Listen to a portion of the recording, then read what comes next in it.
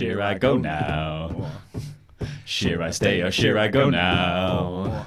Here I go, there will be trouble. Here I stay, it will be double. Darling, you got to let me know. Here I stay or here I go. Now we're live! And this new Io Shirai rules. I am Loco, and this is Self-Fakador Laurie Blake. Over there is Andy Dadson, who's going to be managing up your super chat, so get those into him. And this is the post-NXT WrestleRamble. Sorry, you were going to say something before I rudely cut you off. It's great. It is. That was it. That was it. Yeah, you're just going to add. It's really good. It's great. Right, should we go to the super chats then? Yeah, no. So yeah, this show kicked off with our newly heel Io Shirai. Because this wasn't just Io had come out after turning heel. This was a whole new character, a whole new presentation. She's got new music. She's got a new look. She's got a new attitude and feel about her. And she cut this promo. There was essentially 2 lines. And it was brilliant. Yeah. They were going for it was like a sort of character revamp, but they were also doing a bit of the sort of Ciampa heel turn vibe as well, where they were like, they definitely wanted to play up to the fact that Full Sail really buy into this sort of stuff. And Candice is obviously so well loved within Full Sail that Shirai's beatdown of her in the cage match meant so much that they could eke out these boos for like 5 minutes. Oh, God, this was like, I mean, I'm not going to compare it to this because it was a much larger scale, but the Roman Reigns after WrestleMania promo where after he'd beaten The Undertaker and he just came out and there was like a 15-minute segment where he would just lift up the microphone and just like, credit to him, perfectly played the crowd like a fiddle. Yeah. And we're just like, just teasing people. And I think Shirai was getting that as well. She just knew when she needed to say words. She knew when she needed to pause. She knew when she needed to play up to the crowd. And there was this brilliant moment when she goes to say something and the crowd boo her. And then she just starts yelling at them in Japanese, but off mic. Yeah. And it was just like, I don't know what she was saying, but it was felt like, you guys are being very disrespectful. Yeah. You need to calm down. I loved it. And I thought it is that sort of same, because obviously I feel the closest parallel to this in NXT is definitely the Ciampa thing. Yeah. And he never said anything in his promo, nor did he come out to music. He just walked out, walked to the ring, held the microphone. Exactly. Got called the devil. You're the devil! You're the devil! And then just walked off again. This was obviously very much more of this is the stall we're setting out now. Because that was pre-Ciampa really like being heel Ciampa because he had to go away for the injury and stuff. So this is like Io Shirai setting out who the new Io Shirai is going to be. Yeah. I love it. I think it's fantastic. The music is rad. Yeah. It's just like she's got this black screen with some Japanese letters on there, and then it just comes up saying Io Shirai, and she walks to the ring with such like I wrote my note is like it's so moody. Yeah. Like she's got such a mood about her, and she looks rad. Yeah. Like she came out, she had these leather pants on, she had this leather top on. She just it's a little bit Becky Lynch. I could certainly see that. Becky's failed heel turn that then turned her into the man. That is heel turn. That's the gear that Shirai's got. I wonder if she'll have different ring gear when she when she actually has a match. Probably does away with the little cuddly mask that she carries. Yeah. Hello. Proper tiger mask though this time. Yeah. And I just thought it was such a cool presentation. Yeah. And it made me feel though like the way that the commentators were putting over the heel turn that she had on Candice as to, do you think this was originally supposed to be Kairi Sane? Ooh. As in, like, they were meant to just, like, continue their friendship and their sort of, like, tag team of the Sky Pirates. Yes. And then they would have done would have built to a match at TakeOver Toronto between the two of them. But then Sane got the call up after Mania, and they were like, she needs a new friend. Yeah. It's Candice. They're very good friends, really. Oh, it's a shame, isn't it? Because that would have made this even more impactful, and that would have got the Ciampa response from Full Sail as well. This was still great. Still great. I think this was a really cool new presentation for her. It's interesting to see, like, because NXT also, for Japanese stars, generally speaking, has always had them as extreme baby faces. So it'll be interesting to see a Japanese star be a heel in NXT in that way. Yeah. Because generally speaking, it's when they get to the main roster, they're like, "Oh, you're Japanese, are you? You're a heel now." Like, so you can't get over in front of English-speaking people. Yeah. But she did say 2 lines in her promo where she said, "I don't need any friends. I don't need any of you." And she just drops the mic and walks away. It was bad ass. Yeah, I can't wait to see the next stage of this for Io Shirai. So I'm assuming we're building up. We're going to get Shirai versus Candice at Toronto, which will feel like a real good sort of like good first feud for heel Io. And then where do you not so much where do you go from there? Like very puzzling. It's more of like an excitement question of like where do we go from there? Like what's next? What would you do next with Io? I think you take the belt off Shayna, put it on Mia Yim, and then Io. Yeah, Io. And then that's where Io wins her title. Because I think she'd be a good counterpoint to Mia Yim. Yeah, and it sounds a very NXT thing to do, which is to put it on a baby face and then just instantly put it back on a dominating heel champion. They love a dominant heel champion. They love a dominant heel women's champion. Yeah. It's their in thing. They really don't let a lot of people be heel in NXT, though. I think NXT has so many baby faces. That's actually very true. But I thought this was an awesome opening segment. I think that Io has come out the gates with this new heel character, like just running out of the gates and being like, "This is the new character." The black light, the lights all go down. It's all a bit like spotlighty. It feels like dark timeline version of babyface Io Shirai. What a way to open, but no commentary at the beginning of the show, just opens the show and it just goes black and then this happens. It's like so cool. When it finished, I just wanted to watch it again. Yeah. Like when she got to the ring and she started promo, and I was like, I really want to see this promo, but actually, I just want to watch that entrance again. So I can't remember who tweeted it back when the tapings happened. So I saw the spoilers when the tapings happened, and someone was posting about it on Twitter, and they said, "Is this yet another failed heel turn?" Because Io, the reaction that Io gets is she comes out to boos. So I think it's definitely a successful heel turn in that scenario. But there's a bit where she's in the ring and people are going Io, Io. But I think it's just because it's so overwhelmingly cool. Like you're just like I have to do something.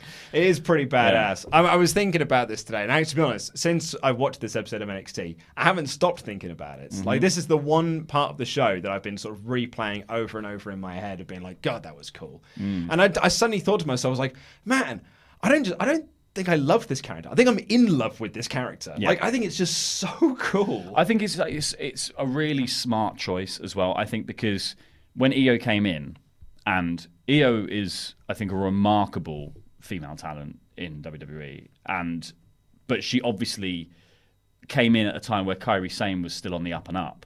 And so immediately fell in there with kind of being like, well, you know, they obviously have quite parallel careers in general anyway.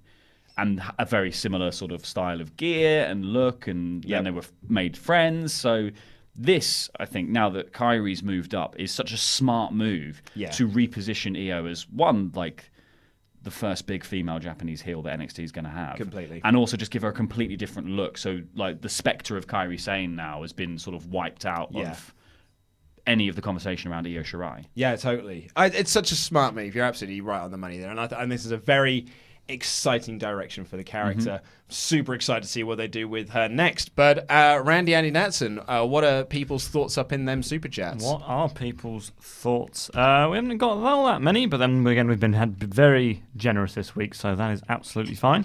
But we've got Tim starting us off with a double donation, but with a single message saying, last donation this week. I just wanted to say thanks to Laurie for recommending my friend Pedro to me on Ramble Club. I'm loving it so far. Isn't it great? What a fantastic game that is. Flips and stuff. It's like Matrix. It's Matrix Gunplay, the game. It's brilliant. Did he say on Ramble Club? Yeah, I think I was talking about it on Ramble Club. God, I was on Ramble Club. Do you know what? That whole episode is actually... We were drinking a lot of Pisco that night. It's usually a spirit, for those. It sounds a bit weird otherwise. We're drinking a lot of piss. Drinking just a lot of piss. And yeah, my memory of like the things we talked about is spotty at best. Yeah, I just remember making those little weird cake things for ages. Oh yeah, we did. Yeah, that's right. It's actually it's just over there. Was it Pisco sour or was it just Pisco? Just straight up Pisco. We were just drinking it neat. Because we didn't have all the other ingredients. Ollie genuinely, I quite enjoyed it. Ollie made it a game, and he lost the game. After bragging there's no way I'm losing this game. Yeah. I'm amazing at drinking games. And then just continue to lose. My wife did say it's borderline unlistenable too. Jobber JJ says were Io and Candice really friends? Having someone's back doesn't make them friends. Another woman's storyline about friendship. Io and Kairi are friends. Well, that's what I mean. That's why I think this was probably earmarked to be Kairi Sane, and you're going to have the big Io versus Kairi match at Toronto. But then plans have to change because the main roster comes a knocking, and they comes a stealing, and they comes to not using them on their Fire own the shows. tractor beam. We need more fuel. Quickly, bring them up. I imagine like Vince McMahon's like the Emperor from Warhammer 40k, and they're just feeding wrestlers to him to keep him alive. He's Unicron. Yeah. Mate. And they brought her up and then put her into a tag team with Asuka because, well, I guess she's Japanese too. Mm-hmm. And then we're like, got nothing for them to do though, so... well, I say away we go. We've got nothing for them to do. So they've won a future title shot, right? Yes. Against the Iconics. But it's not happening at Extreme Rules. No, but in a non-televised match. Yeah, it happened in Japan. In Japan. It was a... Japan, where Japanese stars are used properly. It was a YouTube promo to set up a house show that is now sort of bleeding into our own storylines, like our own reality storylines, but also not really, because Paige said, when's the match happening? And the Iconics were like, not yet. Never. But it's going down in tiers. The actual match is going to be on WWE 2K20. Yeah, probably be on Evolve this weekend. Yeah. My favourite thing about it, though, is Brian Alvarez tweeted about this, and I must have missed the line, but Byron Saxton, when they were like replaying the win, bearing in mind, this win was 2 weeks ago, and they're only just talking about it now on TV, because they honestly could not care less. And Byron Saxton said, the Kabuki Warriors picked up an incredible victory over the Iconics. I'm like, mate, everyone beats the Iconics. Like, they haven't won a match. They won one match since they won the tag belts, which, by the way, was 3 months ago. They barely won the match to win the tag belts. Jonathan Holt says Shirai versus Lorray and championship match at TakeOver. So 2 women's matches. Is that a first for NXT? I think so. Yeah, might be. It can't possibly be, though. There must be, because when Asuka debuted, she was having like exhibition matches. Yeah. In fact, actually, I was there, TakeOver London. Yeah. They had Asuka versus Emma, and then Bayley versus Nia Jax. And I think when Asuka debuted, they did Asuka versus Dana Brooke, and then the women's match at the end, which actually I think was Bayley Sasha Banks. It'll be the first for a long time anyway. It'll be the first for a long time, yeah. Because bear in mind, that was like 2015. Yeah. So yeah, it's been a while. It's taken them a long time to build other stars, though, in the women's division in NXT. It's been very singular focused at times, the women's division in NXT. I think because it's been so Baszler focused that they haven't really... They've just been building almost like Monsters of the Week for her to beat. Yeah, I think they've got so much other stuff to do, though, with NXT, where it's just like, obviously the top of their card is so kind of crazy with the Undisputed Era and Gargano and Ciampa and all that stuff. It must take a lot of energy to think about week to week. What's going to happen there? Well, I mean, it's also down to the fact that they signed too many people in one go and then tried to put all of them on TV at the same time. And like, case in point of that is the Keith Lee promo on this show, where it's like, I've been here for a year and I've done nothing. I was like, my God, Keith!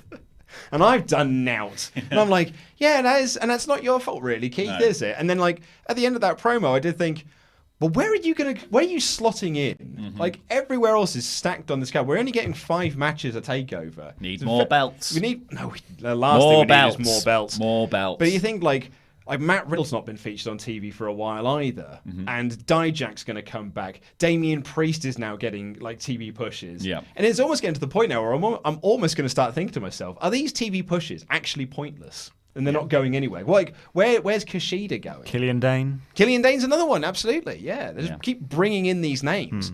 But it almost feels like there's no spaces for there's almost too many people and not enough spaces. I think it'd be interesting depending on what happens with Undisputed Era, though. You do open up this whole wealth because you're going to have war games, and you will just have this one bit of space to actually use people that might not have belts. Yeah, that's true. Actually, because if Undisputed Era do clean sweep Toronto, like if that's kind of seemingly where they're setting things up to go. Then then War Games could be all or nothing in the match there, and then you could just have the rest of the card be your Killian Dains and your Dijaks and your Keith Lees. Yeah, it could be really interesting. Yeah, it'd be cool.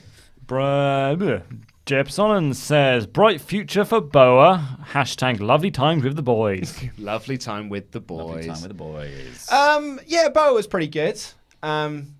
I suppose that's the other. So, we're talking about sort of like a lot of names, not enough places. This tournament has got like 8 names or whatever it is, and you're like, well, I mean, only one person's winning this, but then there's 7 people who've debuted that you almost want to keep going with. Yeah. So that's just another 7 names to go up Another tournament. I propose another tournament. They could pretty much all go on 205 Live as well, because they're none of them are massive. So. No way. 205 Live. It is a place to go. People were very Scunthorpe. very helpfully pointing out that the Japanese writing on Io Shirai's Titantron means Io Shirai. So thank you for that. We hadn't worked that one out. More so, you know. I know. Obvious kanji. Nate Jackson says, sending in my free super chat to show some swaft. Wow, you get free ones, do you? I think you get 1 free one. Oh, wow. Well, there you go. Thank you very much. Very much appreciated. We shall do 3 more for now, and then we'll get on the road with the rest of the show. We got Tomo saying, my Wrestle Talk almanac arrived at 10 a.m. today, and I couldn't stop reading all the wrestling goodness. Definitely recommend getting it. Support Wrestle Talk. An excellent segue into, buying the Wrestle Talk almanac. WrestleTalk.bigcartel.com. I always get that wrong every time. We should have a physical copy with us for the Saturday WrestleRamble, so I can show it off. Yeah, I mean, Ollie didn't steal it. He left it somewhere. Big idiot. And so he left it somewhere. He's made it sticky. He left it somewhere. Do we want to explain how he made it sticky? Nope. I'll leave it at that. So go, WrestleTalk.bigcartel.com. Go order the WrestleTalk Almanac Volume 2. Churl Media Productions says, would you rather see an NXT Royal Rumble match or an NXT Money in the Bank match? Big fan and first-time supercharger. That's a good question. I mean, I think I'd go Royal Rumble. I think Royal Rumble because it's actually a different thing. Yeah. There are plenty Money of in the people. Bank. Money in the Bank's a ladder match by any other name, isn't it? And they've already had the North American title ladder match, which was amazing. And I would love to see a repeat of that, but I think a Royal Rumble would be a more interesting I'd go a Rumble. They've got novelty to see it. of the NXT crew. Yeah. And finally, Zachary Marsh says, can you please do D&D streams? I would watch that.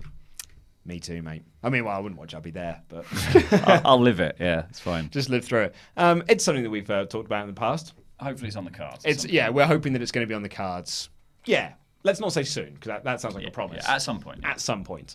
But let's jump into the review of NXT. Remember to go to WrestleTalk.bigcartel.com to get your copy of the WrestleTalk Almanac. I have decided as well, I now love the opening to NXT.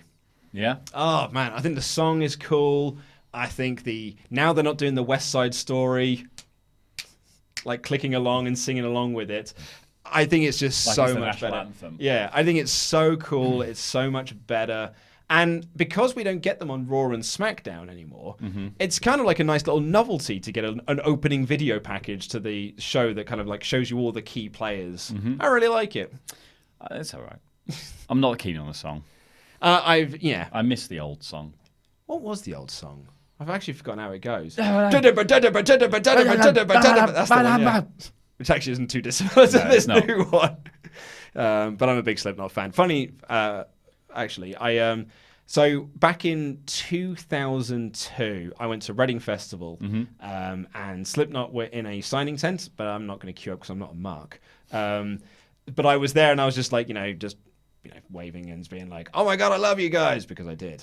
And Sean, the clown, saw me, and he sort of pointed to my Slipknot T-shirt I was wearing, and he went, motion to sign it. And I was like, yes. I took the T-shirt off and I threw it at him. And he signed it, passed it down the line, and everyone signed it. Security guard picked it up at the end, brought it back to me and said, "Is this yours?" And I went, "Yeah, it is." So I had a T-shirt of Slipknot, a Slipknot T-shirt signed by all members of the band, including Paul, God rest his zombie bones. And then I was like, oh, this is amazing. And then I don't know how, somehow my friend got his hands on it and his mum washed it. Oh. And I was like, mate, and you can see it's quite faded. Like some of the signatures, you can still make a lot of them out, but some of them are a bit smudged. And then all of a sudden, I never saw it again, and I thought it was just lost to the annals of time. And so I went to my mum's house recently. Turns out my brother's had it all along, and he doesn't know how he's had it. It's just ended up in one of his bags, and he was like, "I think this is yours." Like, I haven't seen this for 15 years. Where's it been? Surprising any signatures are left on that. Yeah, absolutely. Unloved piece of memorabilia. Oh, but I've always got the memory. Yeah, that's good. Yeah. Well, bro. Bully for you. Bully for me. Also, bully for the Dream, who was doing what seemed to be the naffest press conference in the world. He looked like a middle-aged wife on holiday. He had a big white hat. He had a pearl necklace. He had a little jangly earrings. He looked like he was at baggage claim. I mean, it was in a university lecture hall. Yeah. This looked proper crap. Yeah, it did. Like, I think actually NXT... They didn't frame the shot properly. No, I think NXT are very good at convincing you that these are real press conferences where they have like lots of people around with their phones and their dictaphones recording things and doing the interviews and stuff, but they do it sort of outside. I think they use the stage and the area that they've got very well. But this is the first example where I thought, this looks so low rent. Yeah. This looks proper pants. That I hope they never do this again. Well, I clearly get they were trying to up the drama of it, but they should have just, if you wanted to do him at a lectern making like a point, you could have just done like do it dramatically like they've done everything else with him and just have it like, it's pitch black, spotlight hits the stage, spotlight hits the thing, he steps into the spotlight and delivers this speech. Yeah. It was janky as, It wasn't was. I thought this was a bit naff, really. One person asked who's next in line for the title. Dream did not approve that question, so he asked for the next one. Next interviewer was Kathy Kelly. Apparently, I'm going to guess because he called her Queen Kathy. She asked about Roderick Strong, and Dream said that Strong is not ready to experience the Dream. And then, to just cap off this bizarre segment, he walked away without the title. Yeah. He just left it there. It follows me.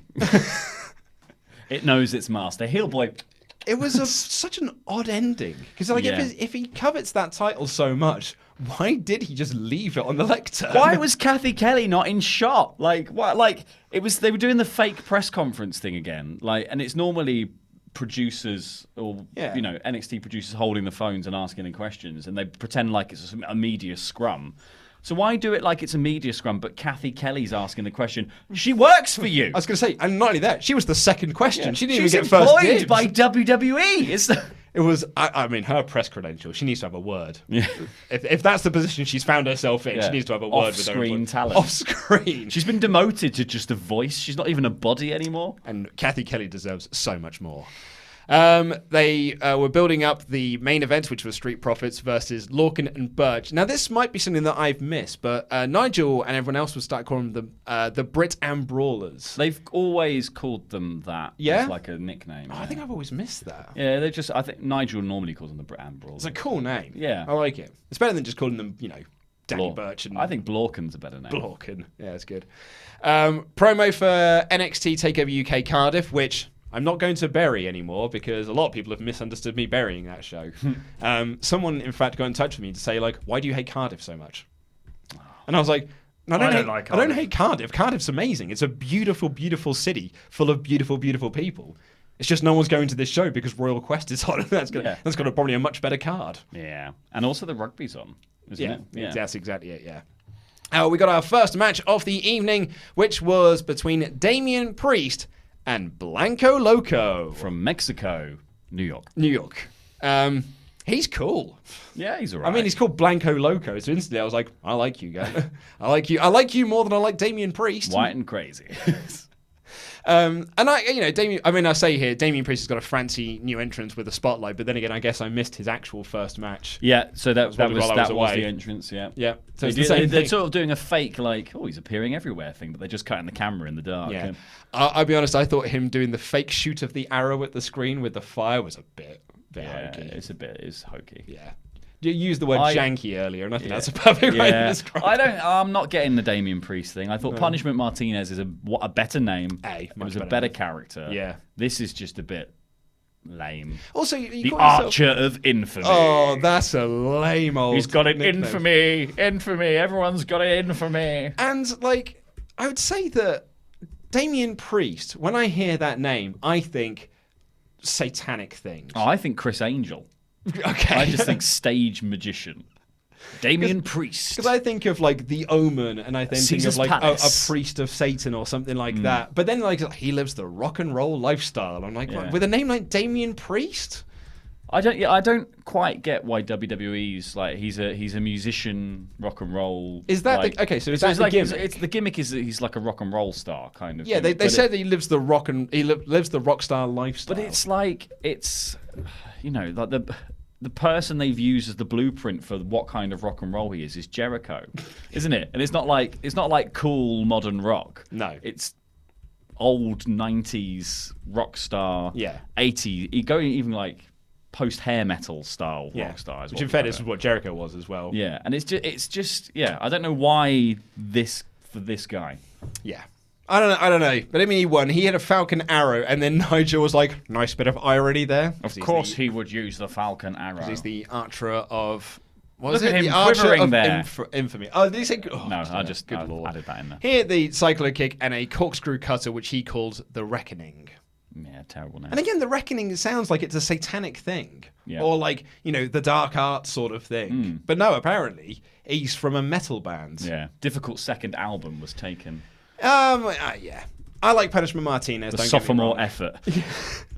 I do like Punishment Martinez. I think he's a very, very good talent. Yeah. But I worry that he's just going to be one of those guys that just sort of gets lost in the NXT shuffle. He needs to have matches against someone the same size. He needs the Dijak match, I think. I don't like the Crossroads as his finisher at all either. I just think for someone his size, it looks dumb. He needs like a big power. Yeah, I think the spinning kick kick the is spinning great. kick he does is much better. Yeah. That could be the finish. Absolutely, yeah. Because that's what, it's weird that he does the setup. Straight fire. He does the thing and then does that, and then it's like, and now I'll do my finisher. It's like, that felt like your finisher. You did the pose and AJ Styles doesn't do this and then just do a DDT. It's like he's going, I'm doing the finisher now. Do you remember when AJ first started doing the phenomenal forearm and he was trying to get it over as his new finisher? And he was trying, it was funny to watch him work out how to get this move over. And he'd do things like he'd get his elbow and he'd bang it against the rope to try and get people to clap along with it. And I was like, yeah, that lasted about a week. And before he realised, that's not working, mate. Yeah. Do this instead. Do the cane glove thing. But I like that. That's like watching someone's process. And it was, yeah. And as processes go, AJ's are pretty good. Yeah, absolutely. We've got a promo for Evolve, which is happening this Saturday. And then we've got... awesome as well. From that, I love that promo. Yeah, it's a really cool promo, actually. It is cool. I mean, I know I've kind of made jokes about the show and everything because of WWE just sort of decided to air it. So I think, I'm interested there because I think it's one of those things where it's a bit of a lose-lose if you are in WWE's position with Evolve, because you can either, I'm sure you're really doing it as probably the favour to Evolve, because one, they're a feeder program for WWE. So with AEW strengthening its indie ties by having appearances on all these other shows and building that sort of thing out, WWE needs to do the same, but they already have strong ties with a lot of promotion. So one way to do that is to show this event on your stream, but you can't. They couldn't film it and show it later because that's admitting defeat. Yeah. Isn't it? You hand AEW the victory there. So you kind of have to take the bad guy rap and put it on anyway. Yeah. I imagine it's still more cynical, but even if your intentions were pure and it was just about, you are sending all these guys to Evolve anyway, you did want to film it because it's important, and you're probably going to use the clips of it in NXT at some point, I imagine. I would have thought so, yeah. You lose more to just hand it to AEW and not do it. Yeah, and it's the actually airing other promotions on the network has been something that's been discussed for years and years and years now. And there was talk of another tier, wasn't there? That did, they were going to introduce progress. And all you're that going to stuff. get tiered viewing where you just got pay-per-views as one tier, or you just got access to the archives on one tier, and then you had the $10 tier, which is basically what we got now, where you get everything. And then there was a $15 Not tier. on SmackDown on time though. Yeah, and then you get the $15 tier, which would then give you access to things like Progress and Evolve and WXW and probably ICW and all the other sort of promotions that they've essentially sort of hoovered up into their sort of to be another feeder system for them. So really this feels like this is the first step of them actually pulling the trigger on that. Yeah. Which, it's cool because if you've got the network, then it's just more access to more wrestling. Yeah, absolutely. We got the first of two very good video promos, and the first one was from Killian Dain, and this was I hate to use the word fiery promo. All things considered, he's talking about the Troubles. He was talking about the Troubles, indeed. Just about how his house was set on fire with his family still inside while during the Troubles, and he can't. It's not a laughing matter, Andy. Is it true? What, the Troubles? No. The Troubles his is story. True. Well, I guess so. He was born in 1985. He was in Belfast, so quite likely. Yeah. And he's like, he can't hear out of one ear due to a car bomb that went off down his street, and he's the only surviving male member of his high school class. It felt very, very real, and actually a bit like, holy hell. Particularly as well, because that's like, that's recent history. It's within our own timeline. He was born the same year I was. Yeah. The only bit I didn't like about this promo was the bit where he goes, "I will walk right up to you, and I will breathe in your face." Sounds gross. Weird. That's a really strange threat. Oh, gotta imagine what he's eating. If he's Wind eating, your knacking. if he's had like a really strong cup of tea. I love it if he just ended it, just being like, catch yourself on. But I thought it was a very cool promo, and he said that he's not repressed the memories of these stories. He's going to take everything and anything that he wants. I thought it was very cool. Yeah, I think it's really good, like, repackaging of Killian Dain, who definitely was just viewed as muscle before. Oh, yeah. Like, he was such a non-character in Sanity, despite his obvious presence. So it's good to give him like to bring him back and be like, he's obviously going to make an impact, but to go, this is also, he's got a character. Yeah, absolutely. We then got the next in our, is it the Breakout Tournament? Yes. Yeah, okay. The Breakout Tournament, first round continues. It was the former ACH Jordan Myles taking on Boa. Smiles for Myles with Jordan Myles. He's a smiley He's lad. an athletic anime hero. Shut up. Did he have like a Naruto headband as well? I assumed he was know. holding one at the very least. He did some cartwheels to dodge a big kick and some impressive flips and whatnot. And that's where, I noted down, apparently he's the athletic anime character. Nerd. And he likes to do a baller pose, but then Boa took over with some Muay Thai style. Try that again. Kickboxing and stuff, which I thought was actually quite cool. He was a jiu-jitsu champion, wasn't he, in China, it said. Oh, yeah? Yeah, that's cool. I really liked Boa. Yeah, he's cool. I like it. I'm a big fan of like Muay Thai kickboxing anyway. I think it's just a cool style with him. I kind of struggled with Myles. I wasn't fully on board with it. I thought the smiling thing, and I didn't like the putting it over. Yeah. So I just felt cheesy. Too much Apollo Crews. It felt too cheesy, and it didn't quite fit the match because there wasn't enough of like a disconnect between like he starts off really smiley and then Boa gets his big like beatdown section. Yeah. And then Myles just finishes the match and is happy again. And it's like I feel like what the amount of punishment you took should have wiped the smile off your face. Yeah, I completely agree with and you. I just don't. And I would have preferred it as a selling point of like, yeah, his character, like, because your character can't be that you smile. That's what they gave Ronda Rousey, but that shouldn't be the point. That's what they gave Apollo Crews. Yeah, as well, I know, but like that shouldn't be your character really at all. No. And I felt like, there should have been the switch flips in Myles, and he becomes the serious, like they did with, like they did, funnily enough, with Ronda Rousey, like she goes into mean face mode. Yeah. Like that kind of thing does work and would have worked here as part of the comeback, but like I don't know. It's all fun and games doing like headlocks and smiles and stuff. Yeah. I don't mind that, but once you've started taking the punishment, maybe it's time to stop smiling. Yeah, I mean, to Jeb Bazonan's point in the super chat that we had towards the start of the show, actually Boa was what guy I was more interested in. Yeah. Coming out of this, and he's knocked out in the first round, but Myles hit the 450, which he calls the Midnight Star for the win. I thought it was decent action, but you're right. I think that the character work was particularly great. Yeah, I think it felt. I thought Myles, he looks like an amazing athlete, and he looks like he's going to be incredible. Like the double backflip drop kick thing he does is wicked. But yeah, everything that Boa did made. I was much more into it. Like he did this, like it was just a standing triangle hold, but he just started kneeing him, and it was like that was so combat sports. I loved it.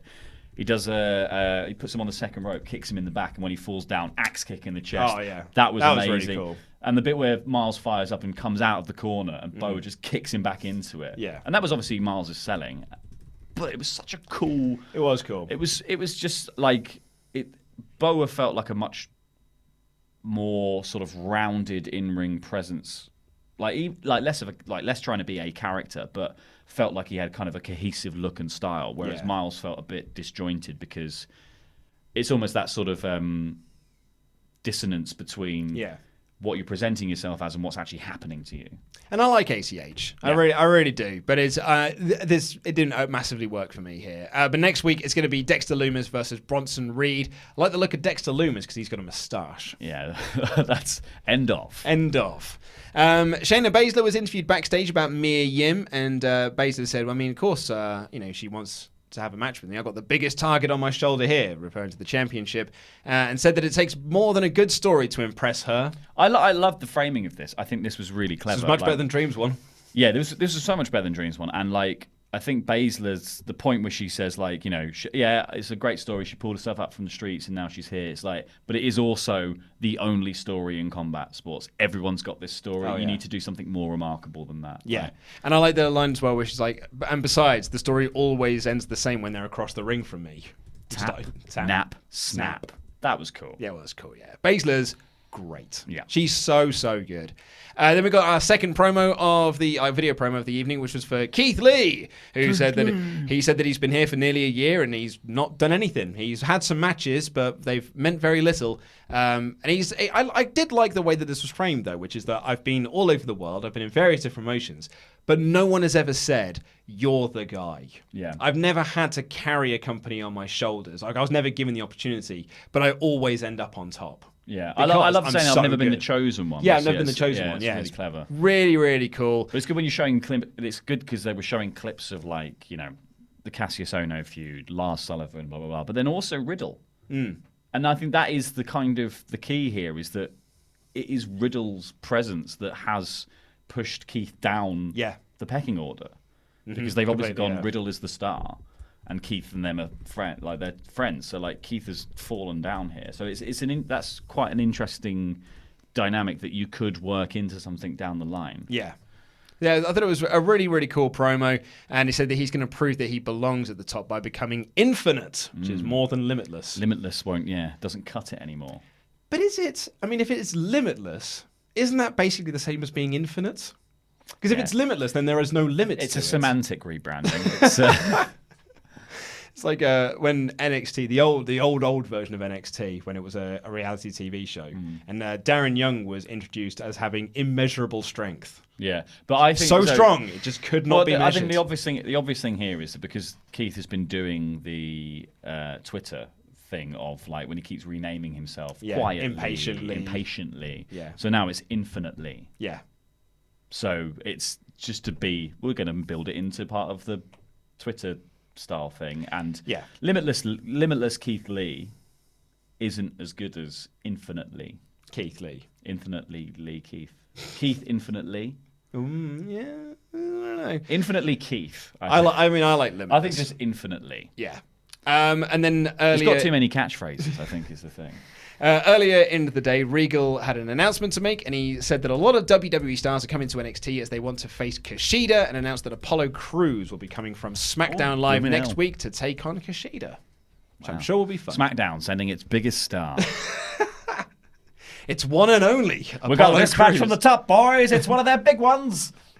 Adam Cole will also have his first NXT Championship defense next week, which I'm sure will be a lot of fun. And then we got our main event, which was the Street Profits versus the Bridown Brawlers for the NXT Tag Team Championships. My first note here is, dripping in charisma are the Street Profits. They're amazing. Oh, they're so good. I think they've even stepped it up a notch. I think even Dawkins is more on board with the general, tomfoolery now. Yeah. Montez Ford has always been like, just do my own thing. You're just going to have to wait until I'm done dancing until we can start stuff. And they saw a really interesting story on commentary, which was that they have been working so hard in the Performance Center to nail down this act and to really step up and prove that this act is over and it can work and they can graft and they can, put on these great matches. And now they're at the top of the tag team division. Now they're the champions. So to your point there, it feels like they're stepping it up even more to be like, right now we're at the top. We've got to prove that we belong at the top of this division and keep hold of these belts for as long as possible. Granted, it looks like they're on their way to Raw, but regardless, but hey, maybe in some sense that is an upgrade. It's to the main roster. It could be one. Good time to turn up if Paul Heyman's taken over. Absolutely, and Paul Heyman, from all reports, cherry picks them from Yeah. the NXT roster. He would be a big fan of them. Oh sure. yeah, I mean, and why wouldn't you be? They're so good. Like they're so charismatic. Yeah. They put on great matches. They've got incredible chemistry together, Yeah. and they are so over with the NXT audience. Yeah, well, the thing is, Paul Heyman looks at them and he knows what to do with them. That's the only difference between anyone else looking at the Street Profits who works there, is that Paul Heyman goes, "Oh yeah, I know what to do." Yeah, absolutely. And probably also won't be told by Vince. You're just gonna have to give them a heel gimmick. Yeah. Oh yeah. Can they steal some stuff? Yeah, yeah. Have you thought about naming them Crime Time? It worked really well for us last time. This was a fairly standard tag match. A lot of fun by the end, which was Street Profits ran wild at the start, and then the Bread Brawlers took over and sort of beat them down. There was a moment where Burch tagged in and just started to kill poor Montez Ford, and they were just like slamming him down and everything. Nigel got so excited and started shouting, "Danny boy, the Piper's pipes are calling!" It was really good. And like everyone that got in the ring, they did some big spots. Then they did some dives over the rope, and then spinebuster by Dawkins and a frog splash by Ford for the win. Thought it was a lot of fun by the end. It was really fun. I was watching it, just being like, this kind of slow to get going, and I was sitting there just expecting like a big angle coming out of it, because I felt like it felt very like we're biding our time, we're biding our time, something's going to happen, and then Montez Ford did the big flip outside, and I was like, okay, do you know what, maybe that was it. Where are the Forgotten Sons? Yeah, that's kind of how I felt. I was like, where's Undisputed Era, where's Forgotten Sons? Yeah. It feels like there's an interference on its way. I thought I was on a sort of similar vibe train to you as well. Speaking of the Undisputed Era, they came out on the stage after the match and seemingly set up that's Street Profits' next title defense, which actually will be great. It's funny that a lot of the title defenses and a lot of what seems to be the setup for TakeOver Toronto is like people are having amazing matches with other people, and then it's just like, yeah. And then it's like, yeah, of course you guys can have it. It's your guy next. Some of that. Yeah, thank you. One of those, please. So overall, I would say that the show started off incredibly strong with the new love of my life, Io Shirai, and then was fine. Yeah. It was perfectly fine television. Randy Adidats, actually, no, before I go on, what say you? No, I think the same thing. I think it had some, again, we're in that sort of, there's just enough time before Toronto where we're kind of having to have the slow period, and then we're going to start ramping as we get towards that. So we've got 4 weeks left, right? Yeah, so I think now we're going to be on the full steam ahead trajectory. Like I'm really excited about all the promo stuff. I thought was fantastic this week. Beyond Dream, but Baszler's was great. Dain's is amazing. Yeah. Keith Lee's was incredible too. The in-ring action I wasn't that keen on, but I can see it building somewhere good. Like I'm looking forward to Myles versus Angel Garza. That's going to be great, I imagine.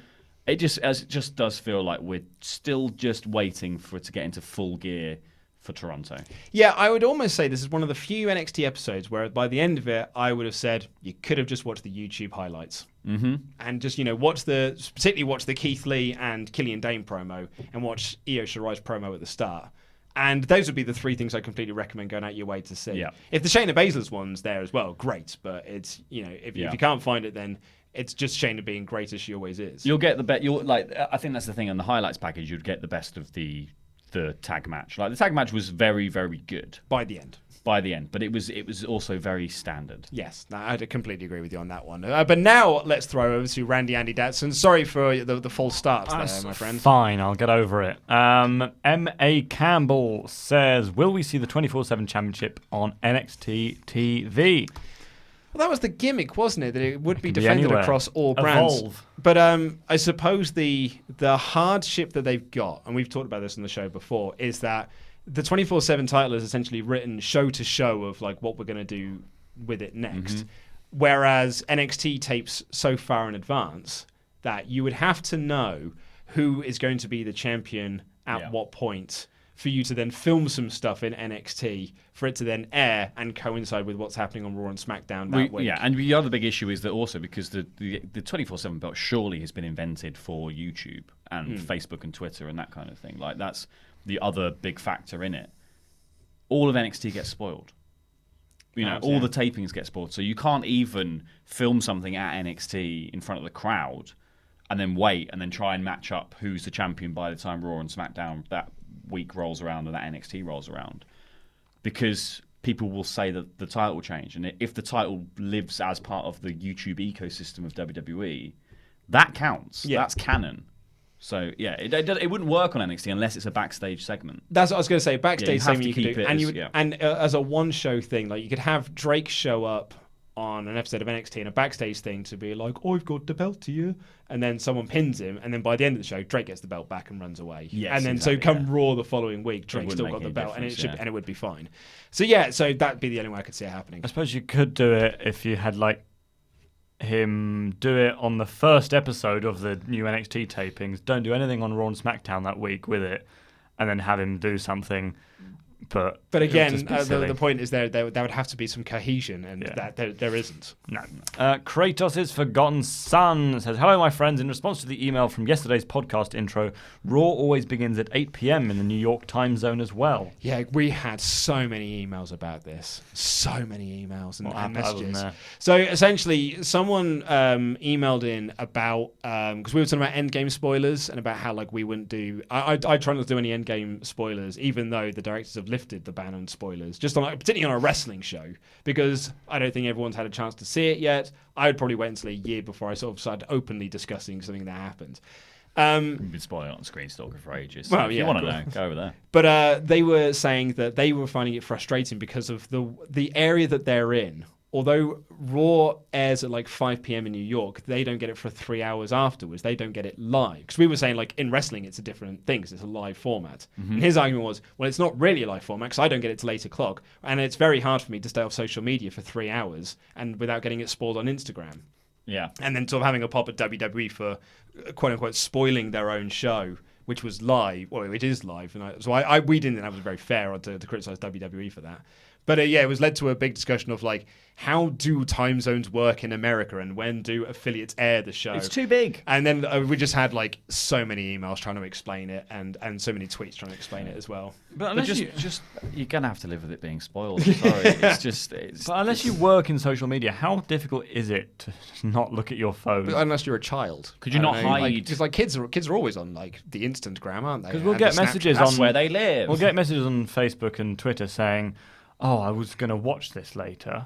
It's like, well, if you're going to watch this later, don't go on Twitter because if you're a wrestling fan, you probably follow a lot of wrestling. Probably don't follow, or don't follow the wrestling things. Yeah, like have a spoiler-free Twitter that's a separate Twitter thing. There's a very easy way to do it. Yes, don't go on Twitter. I used to do it all the time when I worked another job. Brag.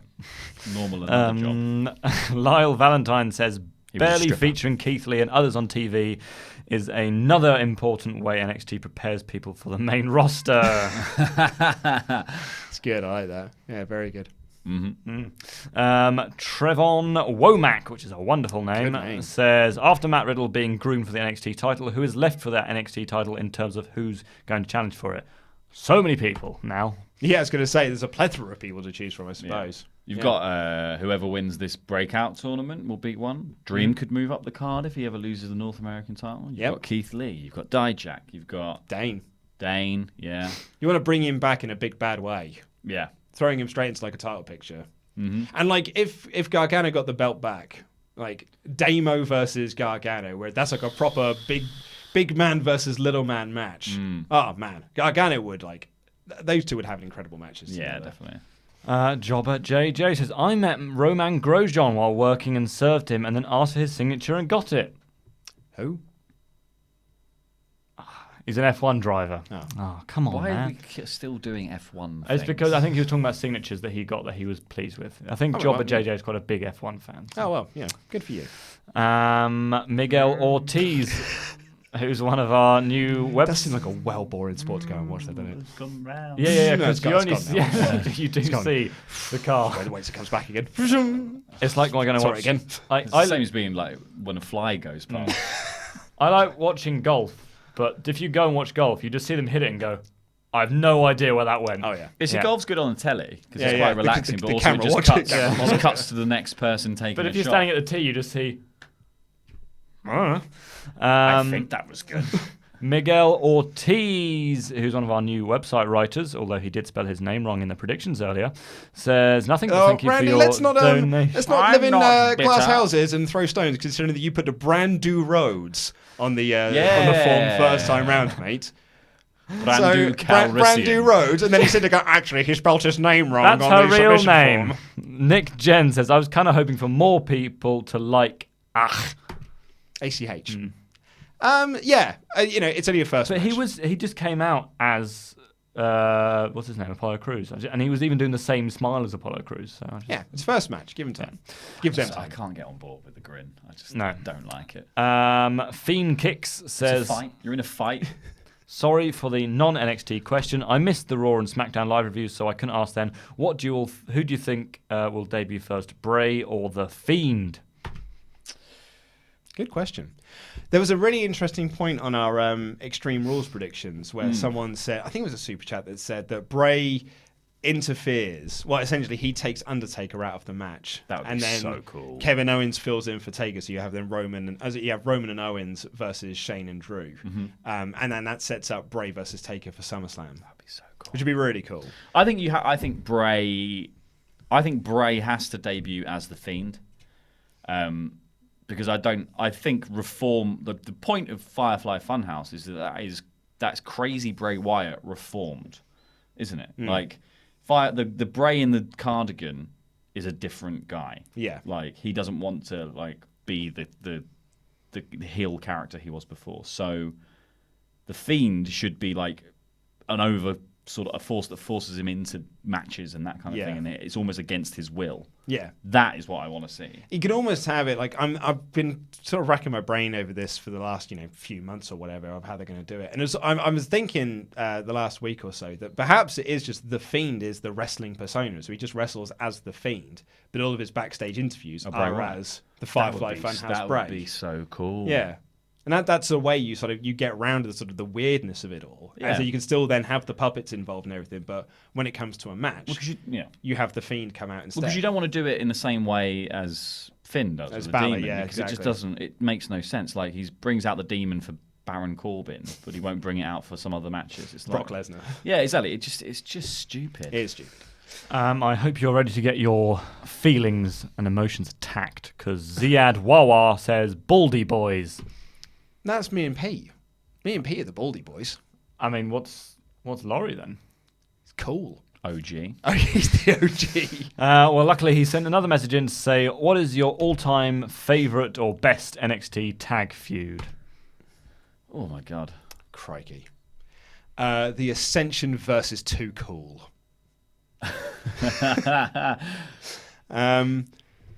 God, that's a good question. Lucky Cannon and Skip Sheffield. Revival. Oh, DIY. Revival. No, for me it's either Revival DIY or Revival American Alpha. Yeah. Or Those the triple threat with Authors of Pain as well. Oh, there's so many good. I'm going to go Revival American Alpha because some of their matches, their match they had at the takeover before WrestleMania, the one that's in Dallas, was oh my God, incredible! Like just absolutely amazing. Sanity Undisputed Era was good in the War Games as well. That was good, yeah, very good that shout. Was amazing. Kratos says this NXT Breakout Star Tournament is wonderful so far. The new crop is really talented. I'm excited to see how this tourney plays out. I mean, I love a tournament, so yeah, absolutely. Kane the Great Black says, I love all you fellas at WrestleTalk. P.S. If you need a perspective on African and American characters in wrestling, I'm Harry to help. I'm happy to help. Well, thank you very much. Thank you for the offer. Ziad Wawa back in says, Lawn Bowls for the boys is off to bed. Looking forward to watching this in the morning at work. I want Randy merch. Luke, Ollie. What? Randy merch. Oh, right. We asked and they wouldn't make it. They said they couldn't stop themselves being physically sick. We asked and they sent an email back going, who? Which is one word. Yeah. They couldn't even be bothered to put a question mark in. They kept spelling rumhole bum face. It was weird. They couldn't make t-shirts with a neck big enough for my giant head. That was all. Reyes Colon, probably Colon actually, who says, what would you guys think if they were to send the Ascension back? I forgot the Ascension were a thing. Back Yeah, to I NXT. know. It's weird that that's just been brought up again, actually. 'Cause I said them a second ago. They were huge. They were. I mean, and They're not even jobbers anymore. No, they're not barely on TV. And they're not even in the 24/7 No. title picture. They're not even good enough to be part of that. No. That's They'll how be- low down on the card They'll you are. be in No Way Jose's conga line before you know. It's also surprising I haven't got time to paint their The jobbers faces. to the jobber. Yeah, absolutely. Yeah, I mean, it'd actually be interesting as well because the Ascension were in NXT at a time when there wasn't the weekly TV show. So, or rather, there was the weekly TV show, rather, but they didn't have the big takeovers. So they were tag champs for like a year or so, but they never really had like The big defense. defense because they didn't have the takeovers to do it on. And by the time they started in the takeovers, they were more or less already on their way up. So actually, for them to come down and say, like, we were the big dominant tag team, but you kind of weren't. Like, it'd be kind of interesting. It's sort of an interesting dynamic. Also, ditch the face paint. It looks stupid. Works in NXT. The face paint? I think it's fine. No, I preferred it without the face paint in NXT. I think the face paint's okay. Ziad, Doesn't look like Mojo Rawley's at least. So Ziad is back in. Taser face. Simply to say Bailey Sting. Anthony James says Priest to be NXT champ after the next Mania takeover. Wow. It's a big call. That's a Prediction. big call. It's a big prediction. If he shaved his head, he could do the Baron Corbin Spider-Man point. I mean, I would say when we do the prediction show for 2020, email in. Get in touch with that one because we like doing sort of like your big wild predictions for 2020. So yeah, get that one in when we do it in January. Ziad again says, last message, are there any good magazines to order or any good Patreons to join? I need a good recommendation. Talking Simpsons have got an excellent Patreon with some really, really good content. You get it a week early and ad-free. And Attitude Era podcast have got a really good Patreon where they do the SmackDown. They're reviewing every episode of SmackDown in order. WrestleTalk. WrestleTalk's a good one too. Oh, yeah. And ours is pretty good as well. Yeah. And our magazine's wicked. Yeah. Yeah, I don't do any other patrons. Anthony James says, we'd also love Is to see Zoo Priest. magazine still a thing? Yeah. Zoo think it and is Nuts are both... I was going to say, they're finito, aren't they? Finito, yeah. They haven't been in The publication last- for like 10 years, haven't they? Where am I going to get me? Where am I going to see Lucy Pinder now? Yeah, I was going to say the last copy of Nuts had a picture of Lucy Pinder on the front crying. With a single tear in black and white. Where am I going to get my grubby? Difficult but not impossible. Where am I going to get my grubby knowledge from now? How am I going to find out what the newest flavour of pot noodle is? It's Lucy Pinder. Lucy Pinder's tears. Yeah, Lucy Pinder's bathwater flavour. Oh no! Did you not see the controversy? There's no human DNA in that bathwater. Oh, yeah, What? that What's was the fake. point? Yeah, that was fake. There was also a thing going around that someone pretending to be the Daily Mail and said it had given people herpes. Mate, there's plenty of DNA. If you don't know what this is there's an Instagram star called Belle Delphine who's selling gamer girl bathwater, and she's a massive troll, and it's brilliant. Oh, that's amazing. It's a good way to make money, really. Yeah, We should start doing it. Oh, mate, actually, I mean, perhaps I shouldn't reveal You too wouldn't want much gamer about... boy bathwater. I shouldn't reveal too much about myself, but when I was about 14, 15, I started an entrepreneurial ship on eBay where I'd blow my nose and I would sell on eBay as if it was a celebrity. So I'd be like, I saw Jennifer Aniston in a restaurant and she left this on the table, so I picked it up and I sold it, sort of sold them for like £5 each or so. How many did you sell? I think I sold like 3 or 4 in the end before I kind of got bored of doing Did it. people send you messages afterwards saying this tastes great? So or- you sell it for £5, minus postage and packaging. I know, but that was back in the day where eBay you had to pay for postage and packaging. Very rarely did people get it for free back in the day. Okay. Extra £1.50 there. Only cost me 40p to post. That is cash back. that is revolting, but That well is done. minging. Did people message you afterwards saying this is great? This is the best. This is the best mucus I've ever had. It Adding it smells to their like collection. I grated it over my pasta. Did you just drop some hairs in it to make it look like the Rachel? Grated it over pasta like it's a big bowl of Parmesan. Yeah. That is vile, Luke. You're welcome. In the tissue, you should have left like bits of like bolognese, so it looks like it was. That is the napkin Or if you had from the restaurant. If you hadn't- send it with a VHS copy of Friends. If you had an infection, you This could, makes it do, legitimate. you could have different shades of mucus as well. It'd be great. Anyway, Michael Dominguez says Americans don't know the history of the Troubles in Belfast, I guess. Oh yeah. History, mate. Google it. Google it. Wikipedia. Jobber. It's been on for years. It's really complex. Yeah, and it's also not a very fun read as well. No, it's not. No, it's not. It's not a fun read. Jobber JJ says, I was a big F1 fan in 1996 until 2010. It's boring today. I'll recommend any races if you want. So if you want to watch a race, guys. Oh, wow. I mean, yeah. Your most thrilling, please. Could you not give me the bit? Because it will be like the race will be really thrilling because there'll be like one overtake. Yeah, can you so just tell me the 10 seconds in which that happens. I'm not watching the whole thing. Can you tell me the one with the best first corner? Because that is all I ever watch. Remember when Gran Turismo came out and everyone was like, "Oh my god, what a game!" And I was like, "This is like they looked at racing games. I was like, what if racing games were boring?" Yeah. Leo, Let's take out the shells. Let's take out the fun. This stuff. isn't real. bring that burnout. Leo Wolf says, "Do you guys not watch UK NXT because it's been pretty good?" No, but I don't think anyone does.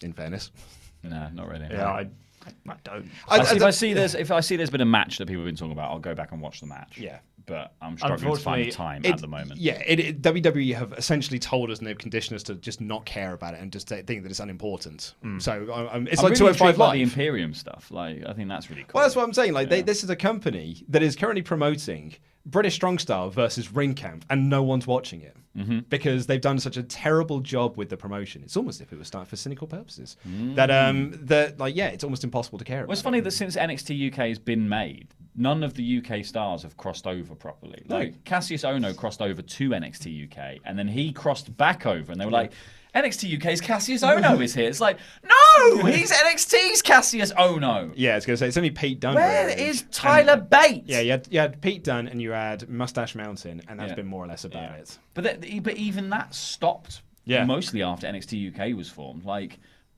where's Jordan Devlin? Like, bring someone over who's good. I mean, we spend majority of our workday watching or doing things about wrestling. The first thing I do when I come home is not, I really want to watch some wrestling now. No, I've had it only in the last couple of days have I had that because I've been on an Orange Cassidy binge. I watched a brilliant Orange Cassidy versus David Starr match today on the way to work. It was great.